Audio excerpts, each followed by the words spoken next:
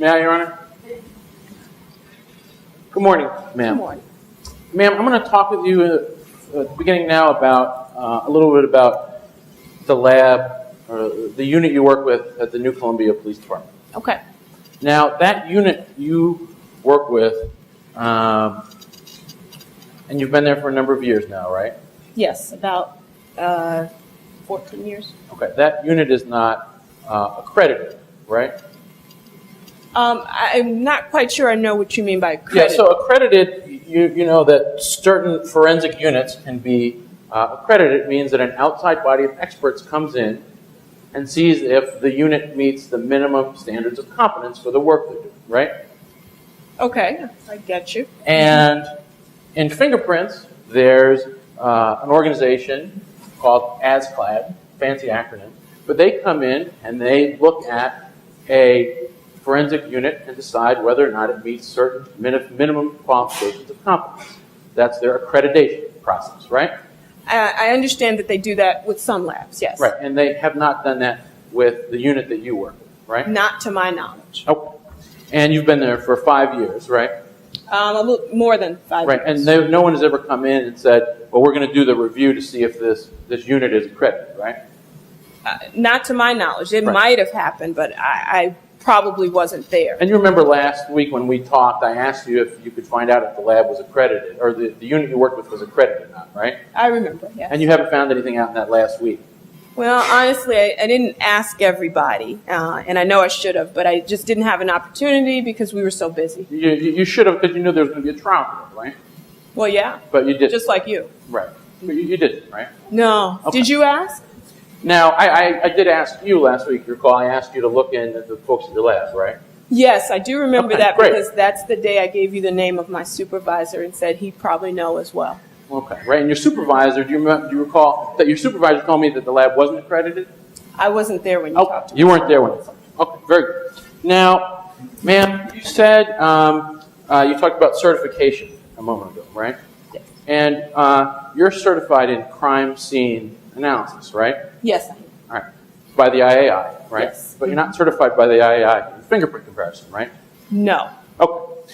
And what certification means is that as opposed to a lab for accreditation, certification for a person means they're tested by an outside body of experts to see if they meet certain minimum qualifications of competence in an area, right? I think that's what it means for some organizations, but IAI doesn't always do it that way. Well, that's what it means for IAI in terms of fingerprints. They give a very extensive, for certification in fingerprints, oral and written test, right?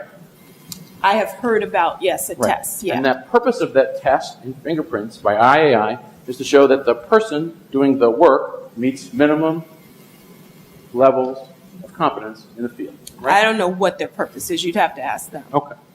Now, you're not certified by the IAI in fingerprint analysis, right?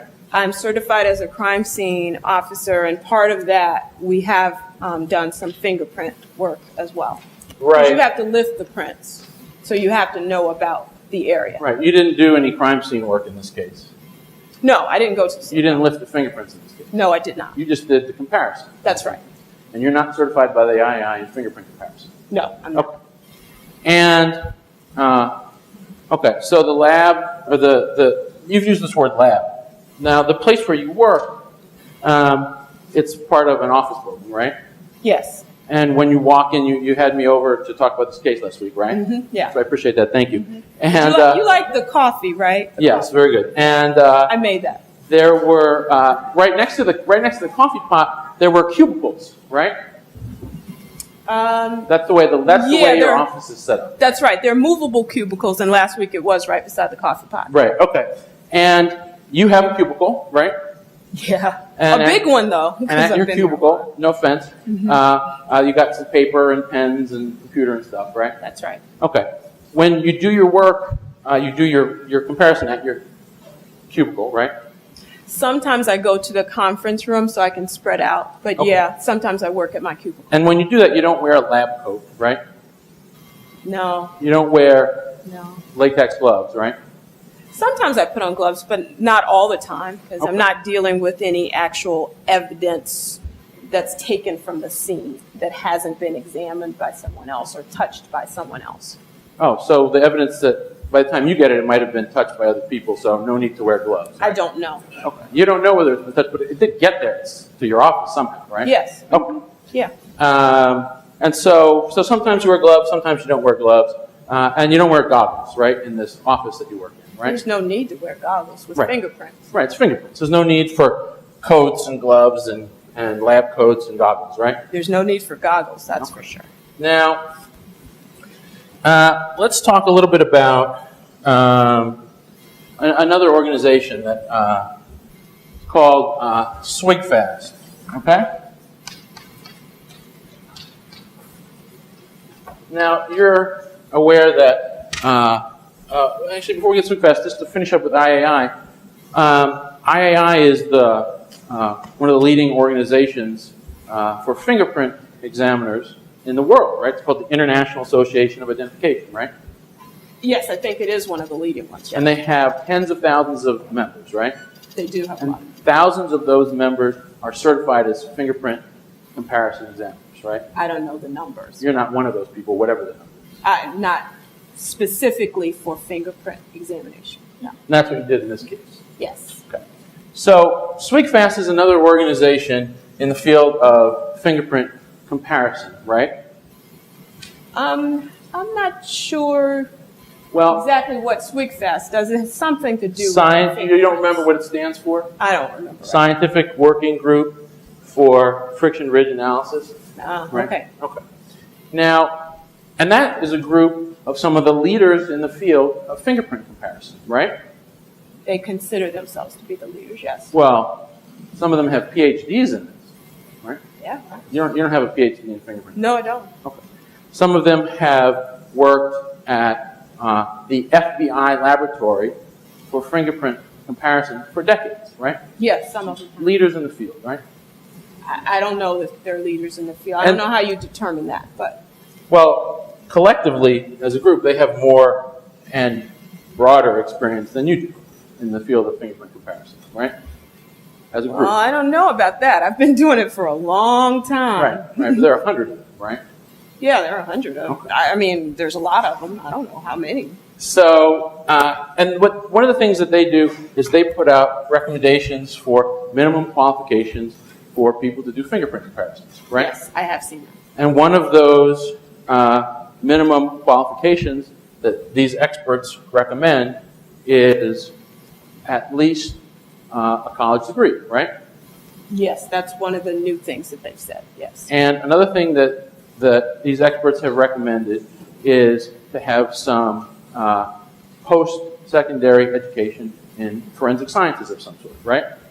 I believe that's right. Okay. Now, you have taken some college, but you don't have a college degree, right? I know, I do not. Okay, you did a little bit of college back in the 60s, right? Yes. And you haven't taken any college courses in forensic science or statistics since then, right? No. Okay. And the training that you described, the formal training that you described 6 weeks back in the 60s and then 3 weeks in 1977, correct? Yes, that's the formal training. Right. And that's about 45 days all told, right? Maybe 50 days all told, right? That sounds about right. Okay. Yeah. And you've been working this for 47, 48 years, right? That's about right. So on average, it's about 1 day of formalized training like that per year. Of that kind of training, yes. Okay. And the sort of, you described the sort of on-the-job training where you, for 2 months in the 60s, followed someone around and looked at the work they were doing, right?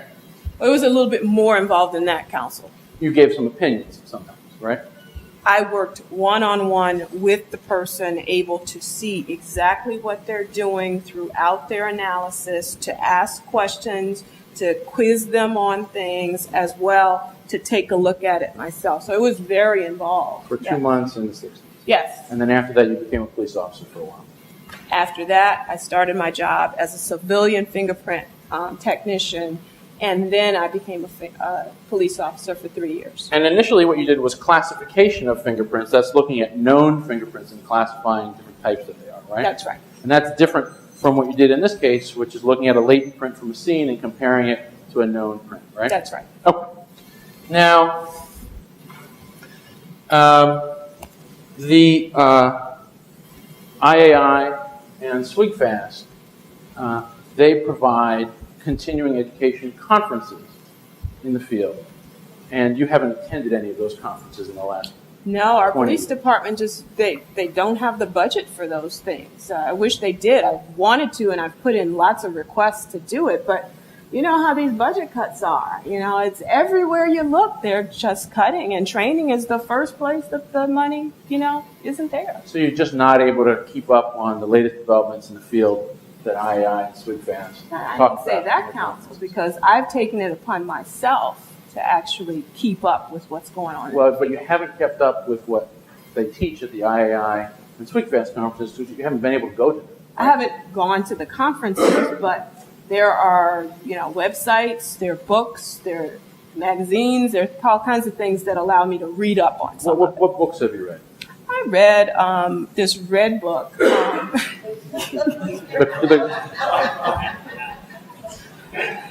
Group H will get that one. Called The Science of Fingerprints. It's actually a loose leaf binder, and it's updated. We have that in the office, Okay. and we do get the updates for that. Now, but you're not subscribed to any forensic journals that keep track of the latest developments in fingerprints, right? I have a personal subscription to Fingerprint Digest, Okay. Now, which has some good articles. Fingerprint, this subscription that you have to Fingerprint Digest, that's not something you listed anywhere on your resume, right? No, I did not. Okay. Well, I guess we'll leave it at that for now.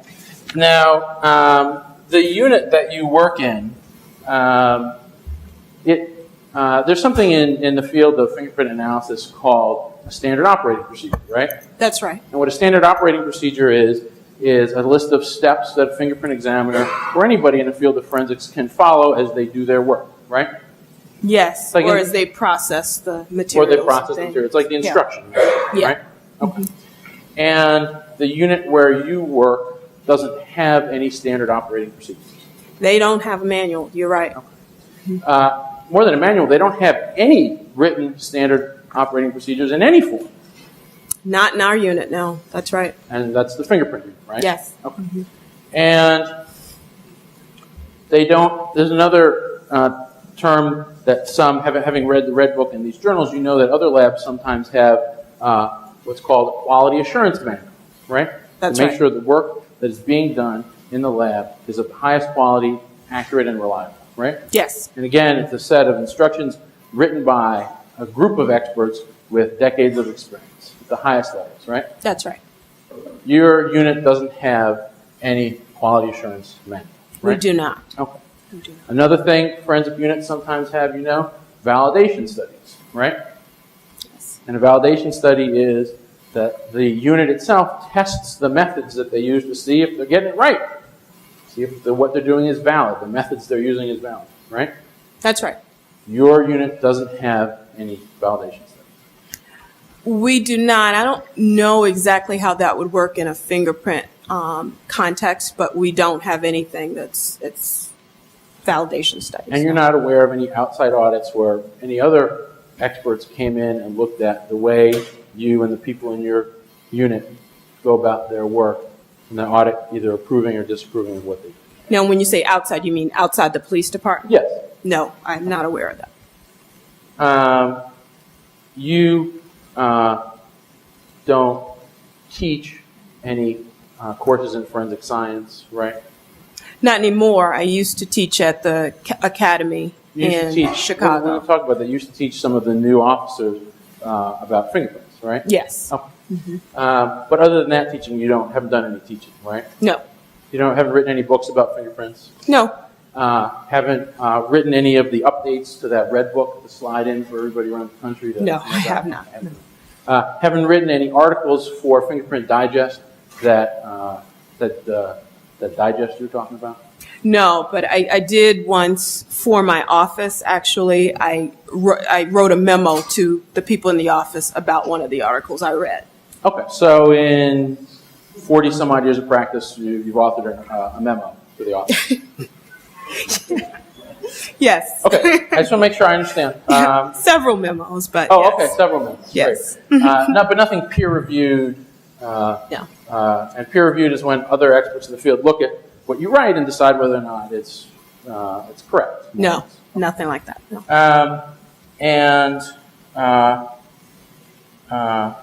Okay. Let me turn a little bit to the fingerprints in this case.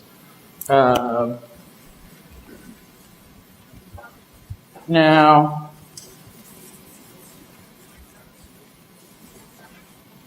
all right. Now, the person, when someone's arrested, they often get fingerprinted, right? Yes. And when the person gets fingerprinted, they roll their print in ink often, and then roll it onto a fingerprint card or a piece of paper, right? That's right. Okay. And when someone print is taken like that, you can see the details. I think you talked a little bit about on direct. If you look closely at the fingerprint, right? Yes. Mm-hmm. And some of the details you can see. I think you mentioned the term points, right? Yes. Okay. And for example, one of the things that you can see when you just look at the ridges on the finger, one of these sort of points of friction ridge detail is a line of friction ridge that splits, called a bifurcation, right? Yes, you do see some bifurcations. Okay. Mm-hmm. Sometimes you see a short line, you might call it a dot. It was so short, right? Yes, that's right. Sometimes you see a longer line that stops at what would be called an ending ridge, right? Yes. Okay, and these are, again, these points of friction ridge detail we're talking about. And sometimes the bifurcation comes back together, and that's called an island when that happens, right? Called a what? An island? Yes, right? that's Okay. what we call it. Mm-hmm. And so these points of friction ridge detail on someone whose fingerprint has been taken, you can find up to 150 points of friction ridge detail, right?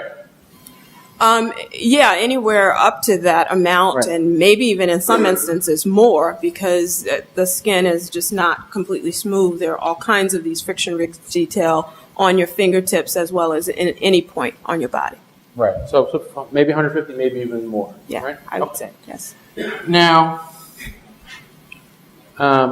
when you looked at print 1, in this case, print A in your report, but 1 for the prosecution. Mm-hmm. And we talked about this last week. I asked you how many of these points that you had found for 1, and you told me that you had found 15. Is that right?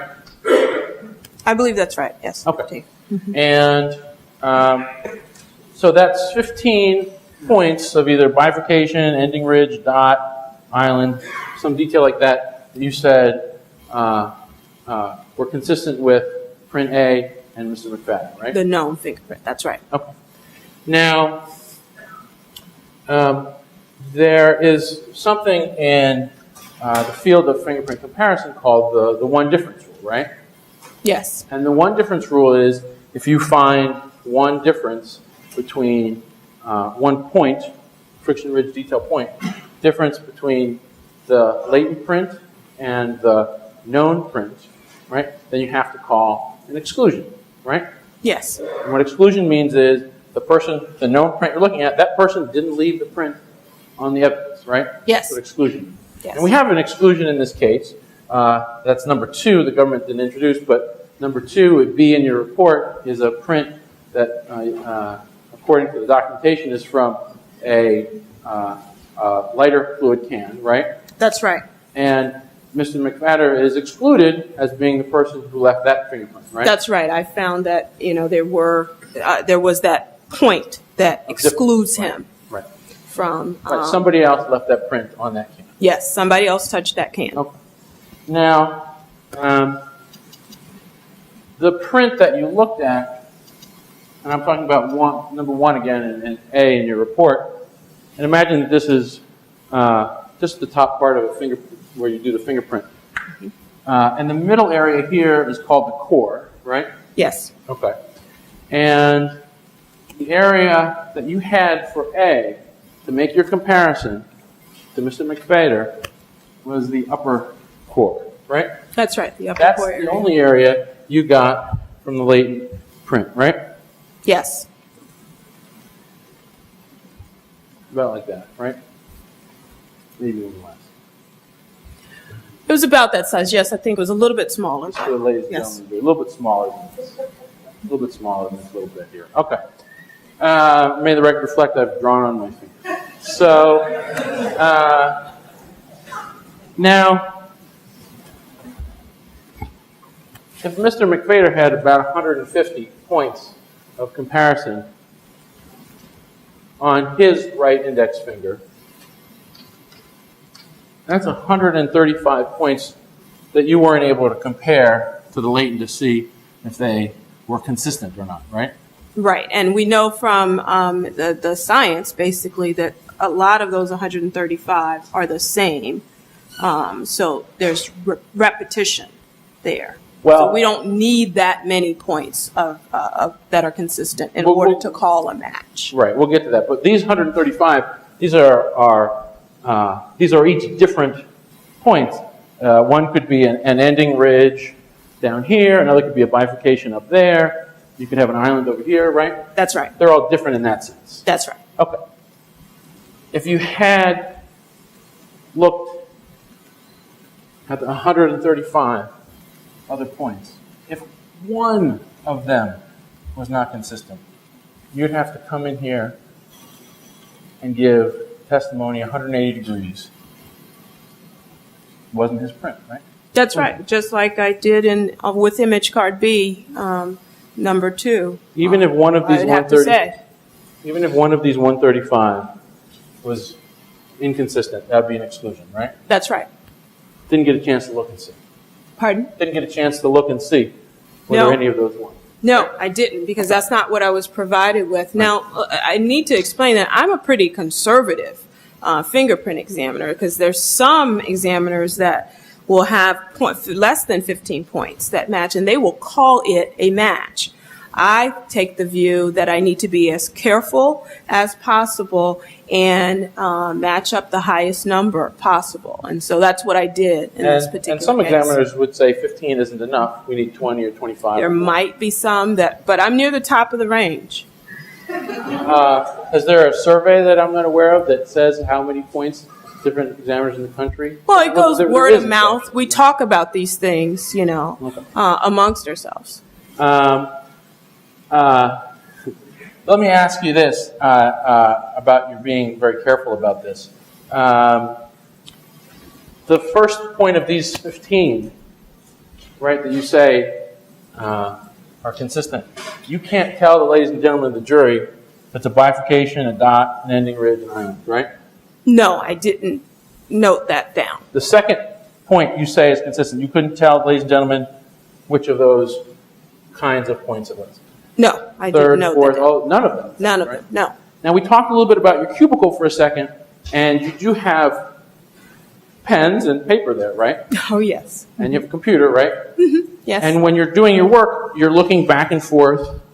You have a magnifying glass, right? Yes. And you look back and forth between, excuse me, counsel, the latent print and the known, right? And sometimes I get 2 of the magnifying glasses just to make it easier. But that's the equipment used, these magnifying glasses. Yes. And that's right at your desk, right? That's right. And you didn't write down any description of what any of these 15 points that you claim are consistent are, right? No, I didn't write down a And you didn't description. draw a diagram for the ladies and gentlemen of the jury to see which of these 15 points, which of these kind of friction ridge details are each of those 15 points.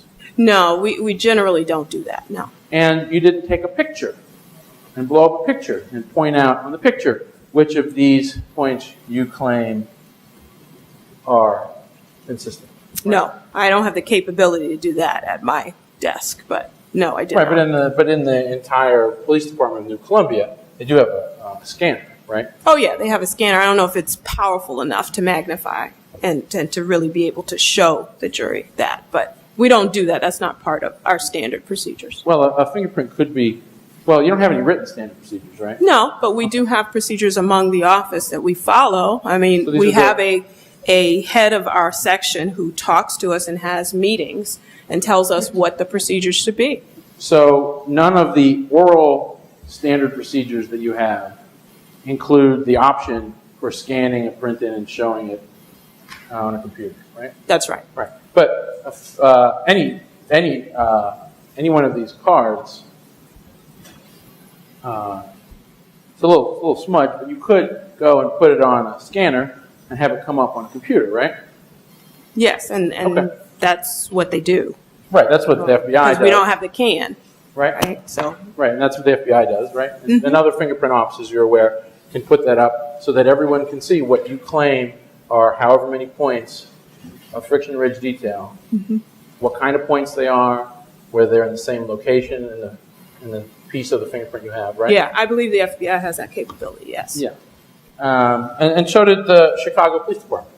Yes, Where you were. Chicago got it toward the end of my tenure there. Yes. Okay, and you didn't call up any of the folks you'd worked with for decades in Chicago and say, "Hey, I would like to scan this in so we could actually show folks what I claim." No, I know Chicago's very busy. No, I didn't ask them to do that. Right. You're aware that 2 young girls died in this case, right? Yes. Okay, and it's a double homicide case, right? Yes, it is, You unfortunately. didn't even try to call Chicago to get that kind of. That's not part of what I do. That's- The detectives would do that kind of thing. That's again, it's not part of the oral procedures you guys. That's right. That's right. Okay. Now,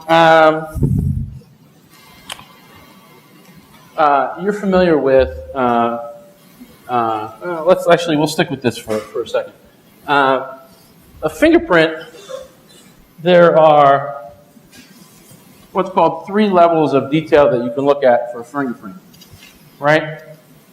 Yes. And level 1 is for the ridge flow, and you can either have a whorl kind of pattern, that's one choice, right? Yes. An arch pattern where they come up and go out the other side, a lot of the lines, right? Yes. Sometimes you see arches. Yes. And sometimes you have the loop, which comes in and goes out the same side, right? That's right. Those are your 3 choices, right? Yes. And that's what's called level 1 detail. Yes. Right? And when you're looking at fingerprints, you're looking first at level 1 detail. That's right. Print A, you said, could be a loop, could be a whorl, right? Yes. Didn't have enough detail to tell for sure, right? That's right. I believe so. Mr. McFader, he got a whorl, right? Yes. If print A turned out to be a loop, you don't know. Again, exclusion, not him, couldn't be him, print A, right? Print A, I did find to be Mr. McFadder's print. Well, that was my question. My question is, because Mr. McFadder has a whorl, it turns out print A was a loop, couldn't be him, have to be excluded, right? Yeah, more than likely, yes. You got a I'd have whorl. to take a look at it before I just make a determination, but I think that's probably right. If you got a whorl, you can't leave a loop when you leave your fingerprint, right? Generally, yes. Generally, it's impossible. I'm going to say generally, counsel, because I don't have that in front of me, and I'm not going to make that determination right here and right now. Okay, so according to you, for the ladies and gentlemen, if someone had this pattern on their finger, they could leave a fingerprint that looked like that. I'm not saying that, counsel. Well, you're saying it's possible. I don't have my equipment. I can't make the determination right here and right now. Okay, so according to you, it's possible for someone with a whorl to leave a loop. Pardon me? According to you, it's possible for someone with a whorl on their finger to leave a loop. That's and not leave what it, I right? said. Well, I guess I'll move on then, being as you don't have any of your equipment. Now, okay. In your report, officer, you wrote and you testified that the print appeared to match, right? That's the word you used, appeared to match, right? Yes. And that the points themselves were consistent with, right? I don't know if I use the language consistent with The in the first line report. for A and for C, if you just take a quick look. I said it's consistent with an area of the finger in the upper core area on number A with respect to the known images, I did use language of appear to be or does not appear to be a match. So appear to be a match, appear not to be a match. But there is stronger language that you can use if you're more sure about a comparison match, right? Not that I use. Oh, not that you use? That's right. Well, I'm going to direct your attention to, in fact, I'll just approach with defense 1. Ma'am, I'm showing you a 2-page document, show it to the government. This is your report, right? That's right. And on image D, the one from the house, the last sentence is, image card D matches the left thumbprint of the known images, right? It does say that. Okay, and so it is actually true that in the range of words you can use for the strongest cases, you can use the word match. I could. My way of doing it is that I normally use the language appears to be or does not appear to be a match.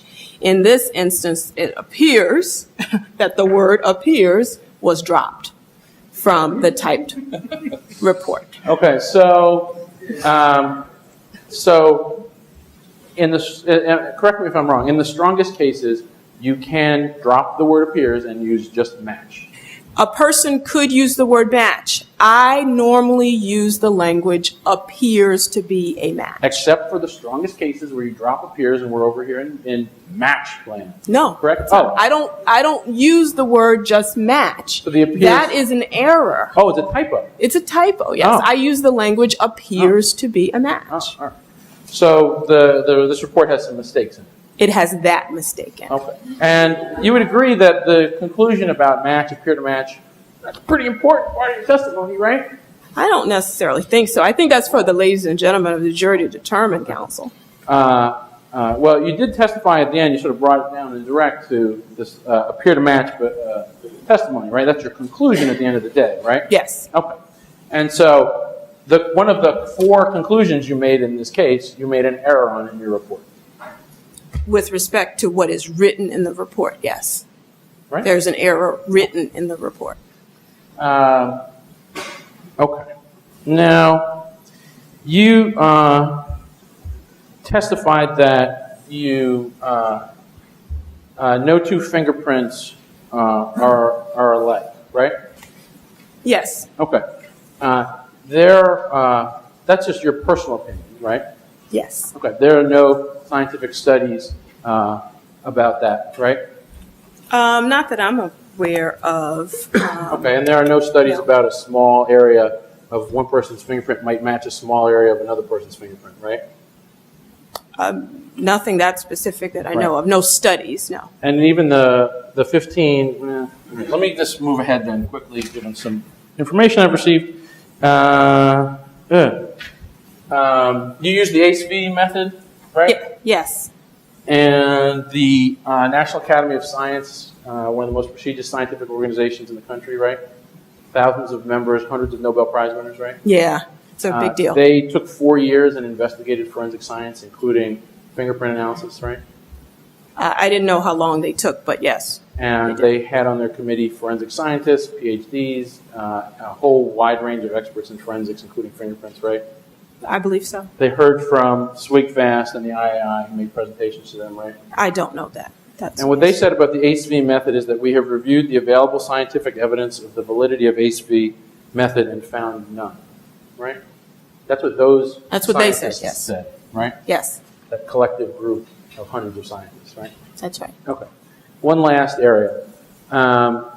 You only compared the fingerprints from A, B, C, and D to one known fingerprint, right? That's right. And that was Mr. McFadder's, right? Yes. Okay. And there's something called APHIS, which is a computer database of fingerprints, right? Yes. People who are arrested or convicted felons their fingerprints are in that database, right? That's right. And a fingerprint analyst can run a fingerprint from a crime scene into the database, and the database will give you the top 20 most likely matches, right? That's possible, yes. You never ran the fingerprint A or C, in this case, into APHIS to see if Mr. McFadder was even in the top 20 most likely matches, right? No, that's not what I was asked to do, and generally we don't do that in our section. The detective in the case usually does it. But you are I'm capable of doing capable, it, yes. and you are aware of this process because you worked in Chicago in 1989, right? Yes, And in 1989, you were training folks who did fingerprint work, right? yes, that was Part of toward the your- beginning of when I started training them in Chicago, yes. Right. And in I taught a course. In 1989, in the fingerprint unit in Chicago where you worked, a judge in the case of People versus James Newsom asked the Chicago fingerprint unit to run fingerprints from his murder case in APHIS, right? I heard about that. I wasn't directly involved, but yeah, I heard about What the fingerprint unit where you worked for 35, 45, 42 years did was you didn't run the fingerprint in APHIS, told the judge you had, and when the fingerprints were run 6 years later, turns out they didn't match Mr. Newsom, and he was released from jail after 15 years, right? I don't know if that's correct, counsel, You because don't I know? wasn't directly involved in the case. You don't know that the fingerprint from the murder scene, when it was finally ran through APHIS, came up as a match, perfect match to somebody else? I read that in the newspaper. So did I. No further questions. Okay.